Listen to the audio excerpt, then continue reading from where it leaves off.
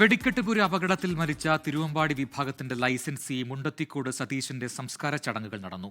മന്ത്രിമാരടക്കം നിരവധി പേരാണ് അന്ത്യോപചാരം അർപ്പിക്കാൻ എത്തിയത്. അപകട സ്ഥലത്ത് ഇന്നും പോലീസിന്റെ തെരച്ചിൽ ഉണ്ടായി.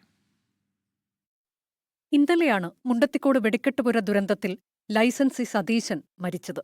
പോസ്റ്റ്മോർട്ടത്തിനു ശേഷം ഇന്ന് രാവിലെയോടെ മൃതദേഹം പൊതുദർശനത്തിന് വെച്ചു. മുണ്ടത്തിക്കോട് DVLP സ്കൂളിലായിരുന്നു ആദ്യ പൊതുദർശനം.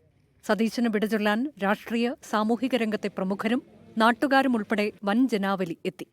മന്ത്രിമാരായ കെ രാജൻ, ആർ ബിന്ദു, മുൻമന്ത്രി VS Sunilkumar, Xavier Chittilappilly MLA എന്നിവർ അന്തിമോപചാരം അർപ്പിച്ചു. ഉച്ചയ്ക്ക് 2 മണിയോടെ വീട്ടിലെ പൊതുദർശനം പൂർത്തിയായി. ശേഷം 3 മണിക്ക് സംസ്കാരം നടന്നു. മുണ്ടത്തിക്കോട് ഇന്നും പോലീസിന്റെ തിരച്ചിൽ തുടർന്നു. എന്നാൽ ഇന്ന് മൃതദേഹാവശിഷ്ടം ലഭിച്ചില്ല.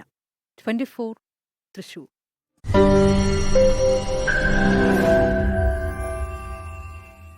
ലോകത്തെവിടെയായാലും ഏത് സമയത്തും 24 വാർത്തകളും ഓഗ്മെന്റഡ് റിയാലിറ്റി പാക്കേജുകളും എക്സ്പ്ലെയിനറുകളും വിശദമായി കാണാൻ ഞങ്ങളുടെ YouTube ചാനൽ നിങ്ങൾക്ക് സബ്സ്ക്രൈബ് ചെയ്യാം.